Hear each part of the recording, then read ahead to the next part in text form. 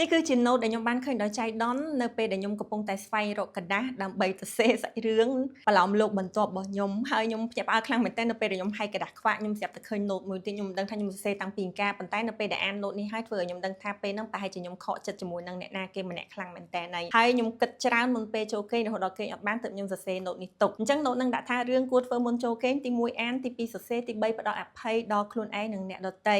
ហើយបើសិនជាគេធ្វើឲ្យយើងខកចិត្តកុំយករឿងហ្នឹងមកគិតមុនពេលចូលគេងពីព្រោះយើងដោះស្រាយវាអត់បានទេហើយវានាំឲ្យប៉ះពាល់ដល់សុខភាពទៀតព្រោះយើងគេងអត់បានឆ្អែតអត់បានគ្រប់គ្រាន់ហើយមនុស្សគ្រប់គ្នាសុទ្ធតែអាចធ្វើឲ្យយើងខកចិត្តហើយកុំរំពឹងថាគេនឹងតបស្នងនៅទង្វើល្អរបស់យើងចំពោះគេមកលើយើងវិញនិងចុងក្រោយគឺដកក្តីរំពឹងពីគេគឺជាការបន្ថែមសុខដល់ខ្លួនឯងមែនតើទៅការខកចិត្តរបស់ខ្ញុំហ្នឹងគឺកើតឡើងដោយសារតែខ្ញុំខ្លួនឯងច្រើនជាងដោយសារតែទី1ខ្ញុំរំពឹងទុកខ្ពស់ពេកទី2គឺដោយសារតែខ្ញុំរំពឹងការតបស្នងរបស់គេបើសិនជាខ្ញុំគ្រាន់តែធ្វើល្អដាក់គេឲ្យអត់រំពឹងថាគេនឹងតបស្នងអំពើល្អរបស់ខ្ញុំគិតថាប្រហែលជាខ្ញុំអាចសប្បាយចិត្តច្រើនអញ្ចឹងខ្ញុំមានអារម្មណ៍ថាអូខ្ញុំភ្ញាក់ផ្អើលនៅពេលដែលខ្ញុំឃើញ note មួយនេះហើយខ្ញុំដឹងថានៅពេលដែលមនុស្សដែលយើងស្រឡាញ់ធ្វើឲ្យយើងខកចិត្តគឺយើងឈឺចិត្តខ្លាំងមែនតើហ្មងរហូតដល់យើងគេងអត់បានទេប៉ុន្តែបើយើងហ៊ានផ្ដល់អភ័យឲ្យគេហើយរៀនកាត់បន្ថយការរំពឹងទុករបស់យើងទៅលើគេខ្ញុំគិតថាវាអាចជួយសុខភាពផ្លូវចិត្តរបស់យើងបានច្រើននិងមួយវិញទៀតប្រាប់ខ្លួនឯងថាអ្វីដែលយើងគួរធ្វើគឺយើងបានធ្វើអស់ហើយដូច្នេះអ្វីដែលគេគួរធ្វើហើយគេអត់បានធ្វើគឺជារឿងរបស់គេពីព្រោះយើងអត់អាចទៅគ្រប់គ្រង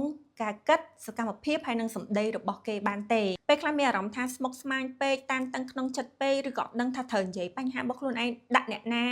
ឬក៏ប្រាប់អ្នកណារកមនុស្សណាម្នាក់ដែលអាចទុកចិត្តបានខ្ញុំលើកទឹកចិត្តសរសេរដាក់ក្នុងกระดาษឬក៏នៅក្នុងសៀវភៅណាមួយពីព្រោះអីសម្រាប់ខ្ញុំនៅពេលដែលខ្ញុំសរសេរអញ្ចឹងហើយខ្ញុំធូរហើយសូម្បីតែពេលដែលខ្ញុំយកមកអានម្ដងទៀតនោះវាហាក់ដូចជាខ្ញុំបានរំលឹកខ្លួនឯងម្ដងទៀតពីរឿងរ៉ាវដែលកើតឡើងហើយខ្ញុំជឿថាប្រហែលជាថ្ងៃមុខទៀតខ្ញុំប្រហែលជាអាចនៅតែខកចិត្តពីមនុស្សដែលនៅជុំវិញខ្លួនខ្ញុំអញ្ចឹងពីព្រោះធម្មតាមនុស្សយើងវាមានមនោសញ្ចេតនាវាមានក្តីស្រឡាញ់ប៉ុន្តែថាខ្ញុំនឹងមិនបណ្ដោយឲ្យខ្លួនឯងខកខូចចិត្តយូរធ្វើបាបខ្លួនឯងបន្ទោសខ្លួនឯងរហូតដល់ងើបអត់រួចនោះទេប៉ុន្តែអ្វីដែលខ្ញុំជឿជាក់គឺខ្ញុំជឿជាក់ថាខ្ញុំនឹងអាចកាត់បន្ថយក្តីរំពឹងរបស់ខ្ញុំទៅលើសកម្មភាពឬក៏សម្ដីឬក៏ការគិតរបស់អ្នកដទៃមកលើជីវិតរបស់ខ្ញុំពីព្រោះអីអ្វីដែលខ្ញុំគួរធ្វើខ្ញុំបានធ្វើហើយអញ្ចឹង